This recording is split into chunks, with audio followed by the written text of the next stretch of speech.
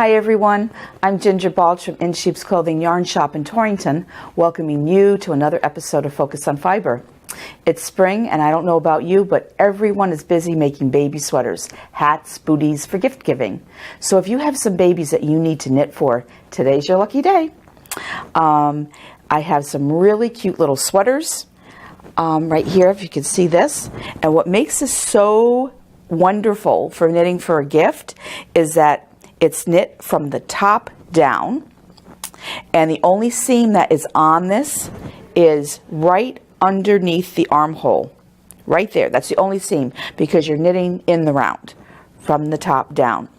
And if you're wondering about this yarn, it's just simply a multicolored yarn. You don't have to do any color changing, you just let the yarn do its thing. And this is the yarn right here. So like this yarn, that one right there, that is the skein that we used for that sweater. And this took probably about depending on your size, 2 to 3 skeins of yarn. And then you see the cute little hats that we have here. So you could make a little matching hat to go with it. And this particular yarn right here, okay, this one right here, you can see it's a little different. It has a little bit more striping going on. And then we have this other yarn. It's, believe it or not, it's all the same line of yarn. They just have a little different variation. Now this one here, these happen to be my absolute favorites because they make this absolutely just exquisite fair isle changing without all the difficulty. You just let the yarn do its thing. And this one here, the little pink one, I love this one because to me, this little thing that's going on here just reminds me of rosebuds. And I just think that's absolutely sweet. So, those are our hats, little sweaters. And you could also, I've got another little sweater going on here. And this one here you can see, again, the same yarn, doesn't have quite the same fair isle patterning going on, but it's very pretty with little striping and little patterning that's happening there. So that's the back of the sweater, obviously. I'm leaving it on the needles because I have the 2 fronts to do. It's going to be a little cardigan. And what I'm going to do is a 3 needle bind off where I'll be taking the live stitches from my fronts and with a 3rd needle knitting across the shoulders, which will attach it. And then I'll be sewing my sleeves in. But I'm going to be saving this for another episode, but I just wanted to give you a little sneak preview of what's to come.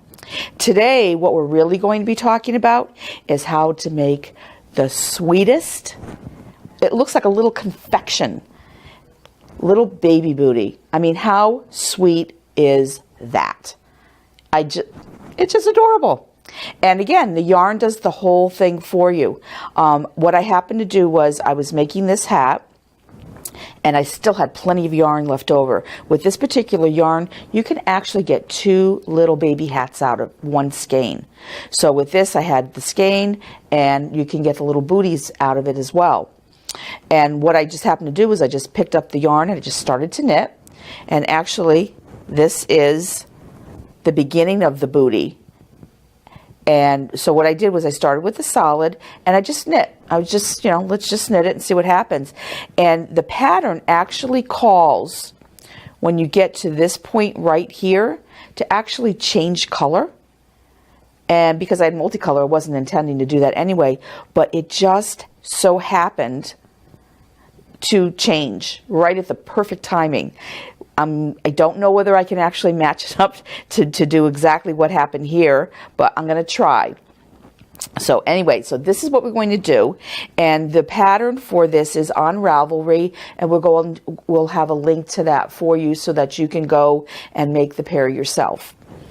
So as I was saying, this was the beginning of my second booty, and so this was my cast on.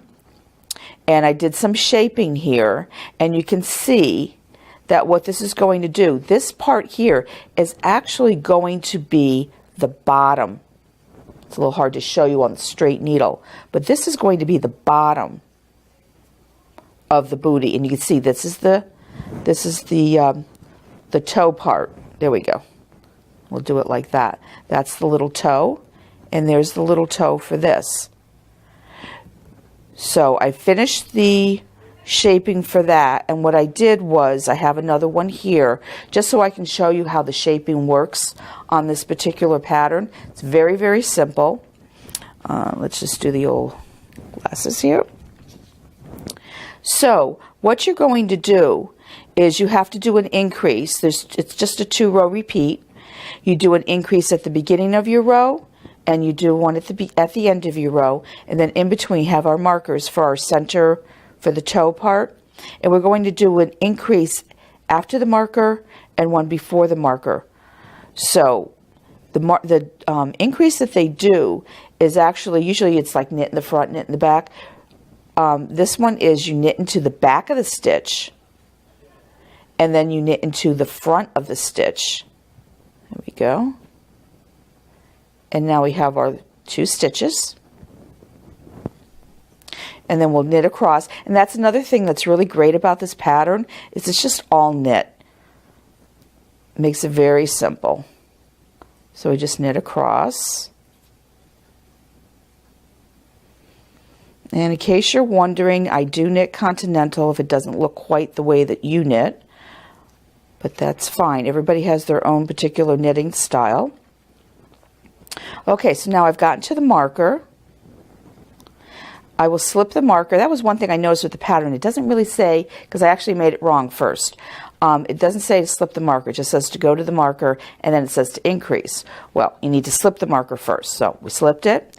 Now the increase that they do, you can do, they call it a make one, but everybody's increase is a little different. Usually a make one is when you pick up the loop or kind of the ladder that's in between the 2 stitches. This one actually calls for you to loop around your needle. So that creates a stitch. So then we'll continue knitting across to the marker. We're going to do another loop, slip our marker, and then knit to the end. And of course we're going to do that increase at the very last stitch.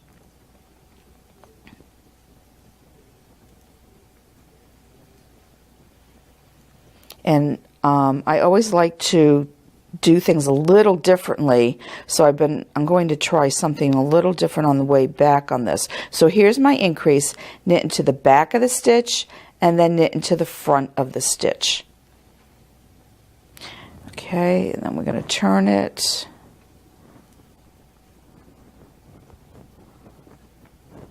Now this row is you just knit it even, which means you just knit, there's no increasing at all.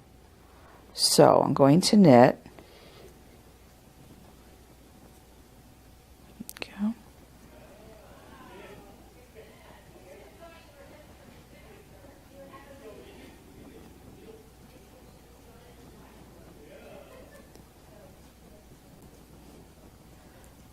So you'll be increasing 4 stitches every other row. Okay, so now I'm to my marker, slip the marker.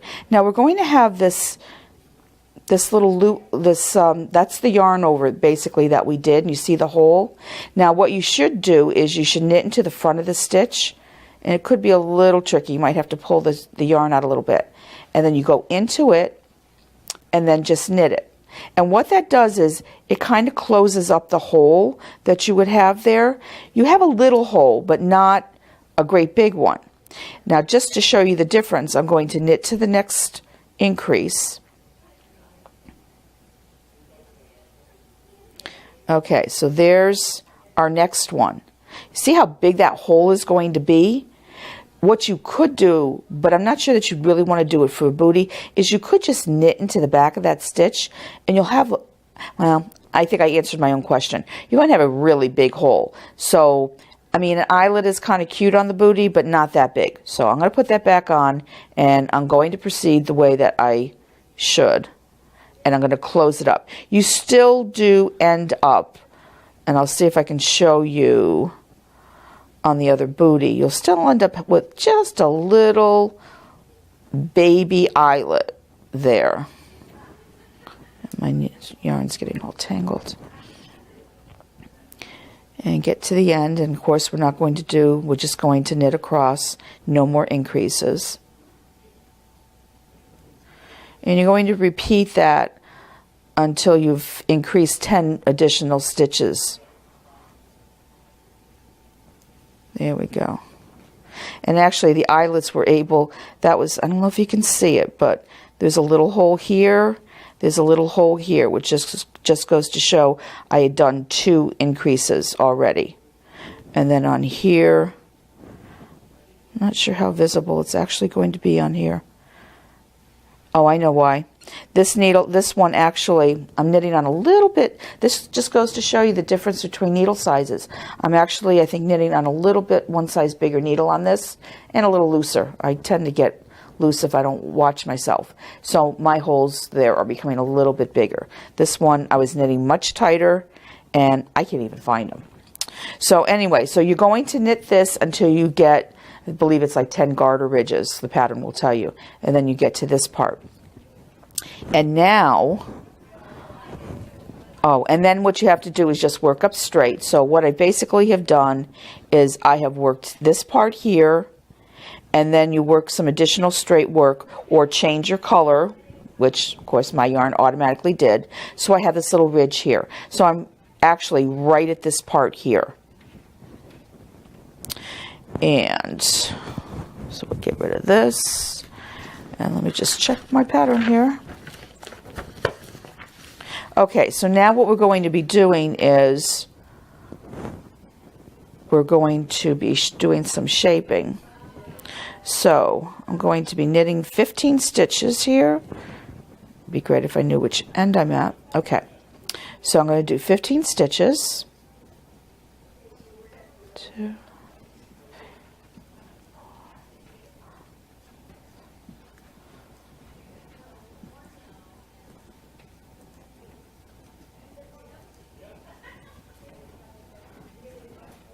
And then I'm going to what they call SSK 5 times.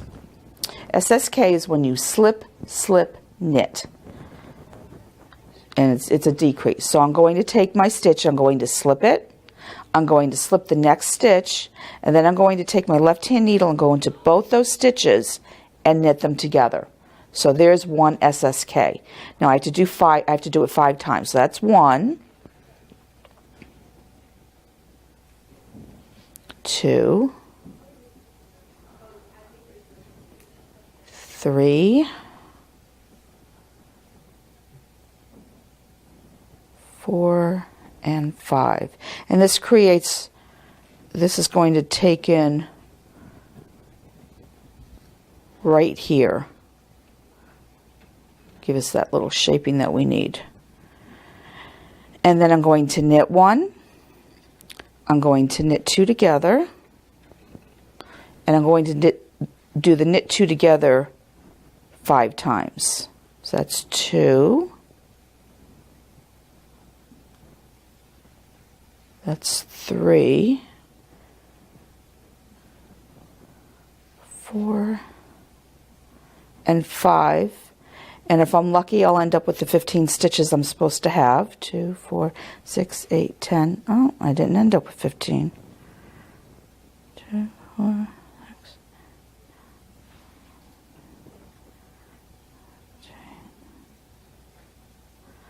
Okay.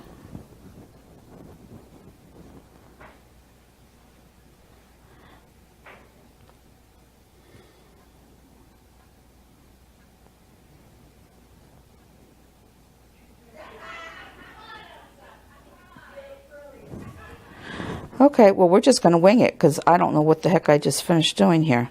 So we're just going to knit to the end. This is fine when you do this and you're in private and you make the mistake and you can just say a few words that I can't say right now and then just rip it out and then start again. But anyway, so then the next couple of rows, what you're going to do is you're just going to keep working.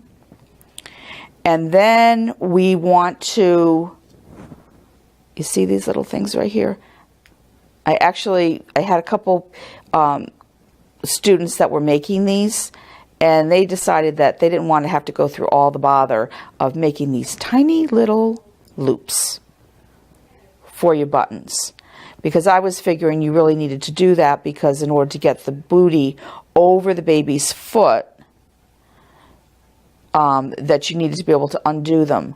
But we've come to the conclusion that you don't necessarily need to do that. So we can actually eliminate these little loops and just actually make your little crisscrosses and sew them down. And then sew your buttons on top, which is really a little bit easier. I found the hardest part of making these booties was actually making the little loop, because it was just very fussy.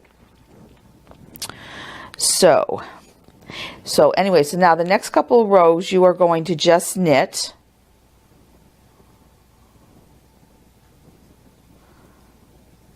And I'm not going to do every single row. Well, it's only a couple rows, so I will knit across them, because we need to make the little, we need to bind off to make our little strap. This year I'm totally amazed at how many people are, I swear, people are just coming out of the woodwork to be making baby things. It seems like everybody, there are lots of moms to be. There's lots of expectant moms. Even outside my bedroom window, I had a little, I always have a nest every spring, and usually it's sparrows. And this year we actually had a robin's nest. And they're much quieter than the little sparrows are. They're so, every morning, 6 o'clock, I couldn't get back to sleep because they're chirping away, and the moms are, you know, mom is feeding them. The robins are much, much quieter. And I had 3 little, it was so cute because you have to peek over the window, and I could see these 3 little beaks. And they just grew so incredibly fast. And I'm so glad that I did get a really good chance to see them, because the one day when I said, let me open the window next to it, they were gone. So I have lots of spring activity, lots of little babies right outside my window. Okay, so let's see, I think I'm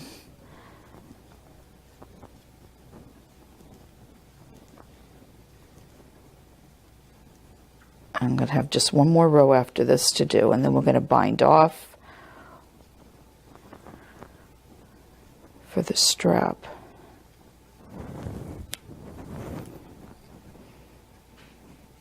Actually, I think we're going to do it right now.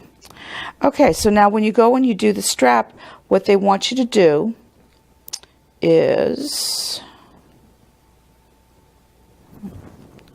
that last stitch. Nice thing about baby things too is they're so small. It's really instant gratification. Okay, so they want me to knit 10 stitches.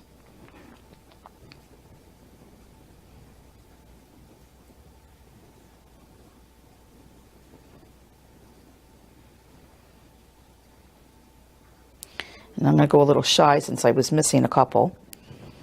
Well, actually, no, I'm still going to do the 10. I'm just going to go shy in the center. 6, 8, 10.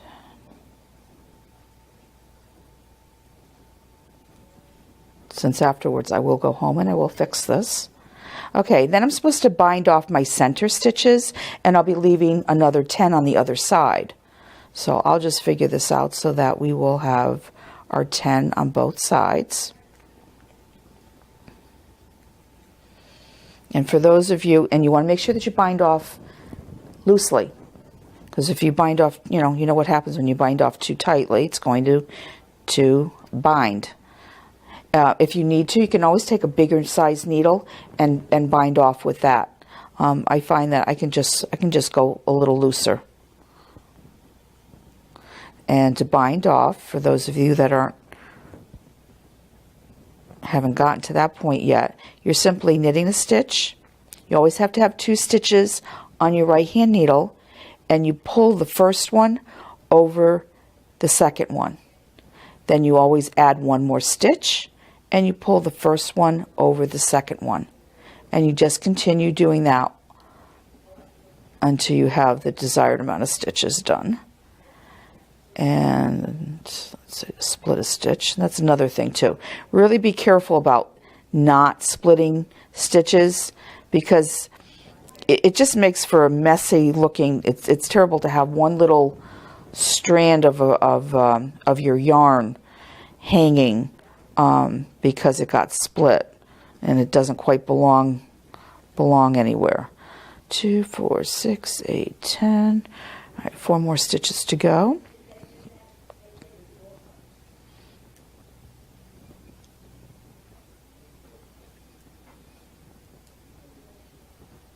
Go 2, 4, 6, 8, 10.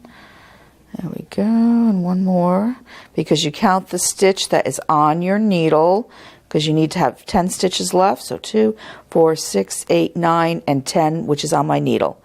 And now I'm going to finish knitting so that I'll have 10 stitches at the end.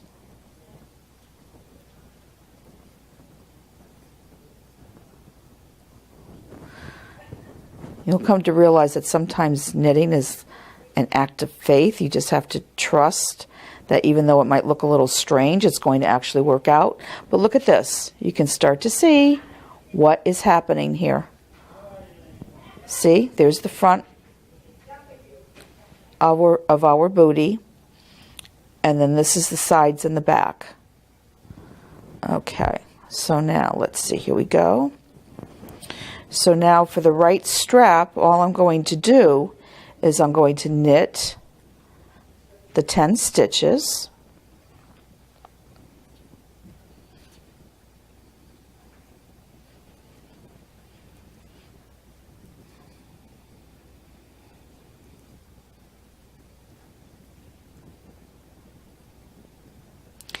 And then I'm going to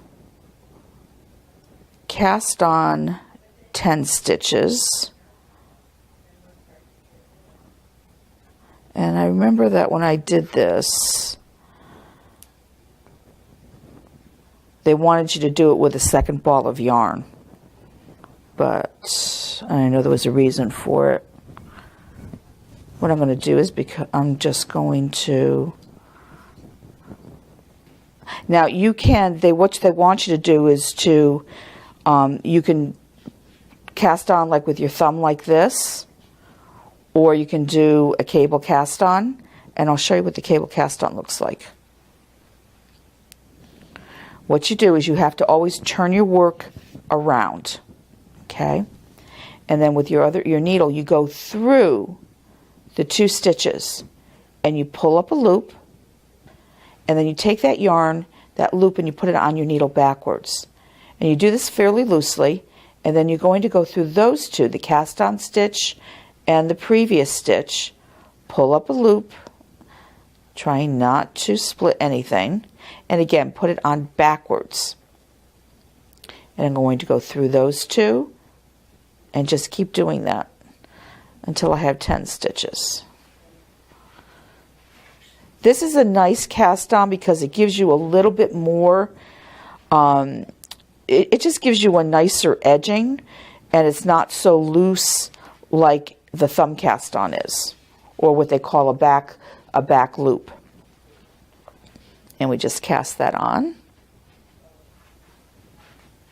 and cast that on, and 2, 4, 5, 6.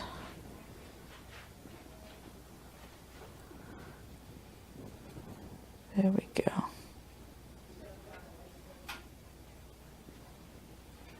Okay, and then all you're going to do after that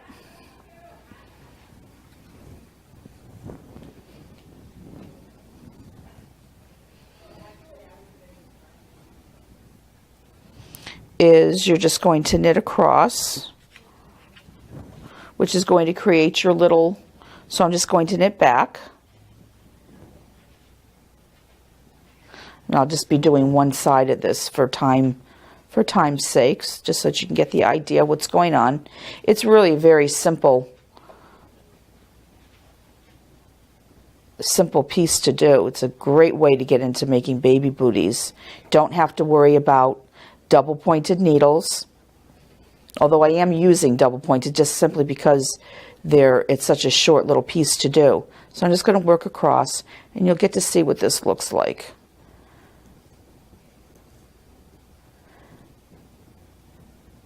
Because then when you go back this way, I would knit across, and I'm going to bind off, and you can see where this is going to become the little strap right there. And then what you do is you're going to join yarn onto the next needle, and you'll do the same thing, casting on, binding off. You'll have your two little straps. And then all you do at that point is, this will be coming off your needle, and all you have to do is right here is you're going to sew the bottom up the back.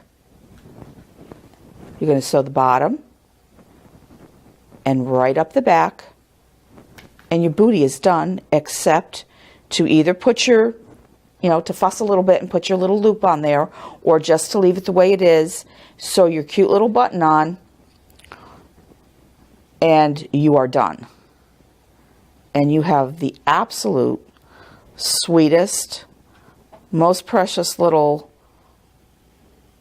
booties you ever saw. They actually go beyond booties. These are actually, I think the designer actually referred to them as your first little Mary Janes. So I think these are just, as you can tell, too cute. So I can't think of a mom that would not love to get a pair of these, maybe with a little hat, maybe with a little sweater. So I want to thank you once again for spending time with me, and I hope that you now have some great ideas for baby gift knitting. In the meantime, be sure to find plenty of time to keep a focus on fiber. See you next time.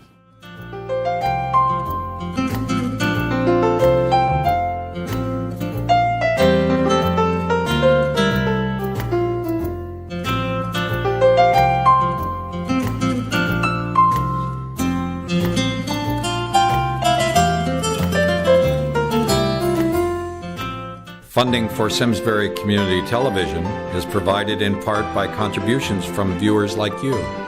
Thank you.